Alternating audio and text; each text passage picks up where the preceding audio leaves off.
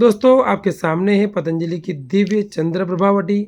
और दोस्तों आज की वीडियो के माध्यम से अपन बात करेंगे, अगर आप इसका सेवन करते हैं तो आपको फ़ायदा कब मिल जाता है, इसे आप कितने दिनों तक खा सकते हैं, अगर आप इसका सेवन कर रहे हैं तो इसे कब, कैसे और कितनी मात्रा में खाना चाहिए, इस टैबलेट को कौन व्यक्ति खा सकता है, कौन नहीं खा सकता है। दोस्तों आज की वीडियो के माध्यम से आपको पूरी जानकारी मिलने वाली है, यानी कि आपके सारे डाउट क्लियर होने वाले हैं। तो वीडियो एंड तक ज़रूर देखिएगा। दोस्तों सबसे पहले अपन बहुत ही शॉर्ट में इसके जो मुख्य घटक यानी कि इंग्रेडिएंट्स है वो अपन देख लेते हैं। दोस्तों ये जो औषधि है ये कपूर, वच, चिरायता, हल्दी, दारू हल्दी, चित्रक, तेजपत, इलायची, धनिया, बहेड़ा, छव्य, गजपीपल, मरीच, यवक्षार, शुद्ध शिलाजीत। दोस्तों इस प्रकार की कई आयुर्वेदिक जड़ी बूटी से मिलाकर के बनाई गई है जो कि बहुत ही लाभदायक होती है। अब दोस्तों बात आती है, अगर आप इसका सेवन कर रहे हैं तो आपको क्या क्या मेन बेनिफिट्स यानी कि फ़ायदे होते हैं। दोस्तों अपन सबसे पहला बेनिफिट देखेंगे तो वो लिखा है प्रमेह, यानी कि दोस्तों जो यौन संचारी रोग होता है गोनोरिया, उसमें पतंजलि की दिव्य चंद्र प्रभावटी बहुत ही ज़्यादा लाभदायक है। दोस्तों दूसरे फायदे की अपन बात करते हैं तो मूत्र किच, यानी कि दोस्तों जिनको भी पेशाब संबंधित कोई रोग हो गया है, यूटीआई के संबंधित रोग हो गया है, यानी कि यूरिनेशन में प्रॉब्लम हो रही है, दोस्तों उसमें भी पतंजलि की दिव्य चंद्र प्रभावटी लाभकारी है।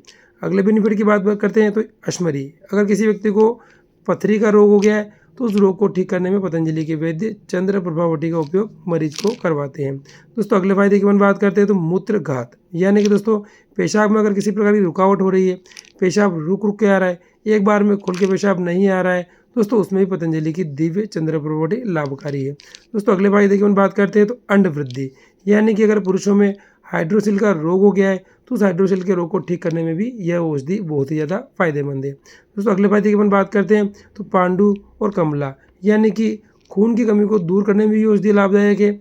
अगर किसी व्यक्ति को एनीमिया की समस्या हो गई है तो उसमें भी चंद्र प्रभावटी को उपयोग करके लाभ लिया जा सकता है।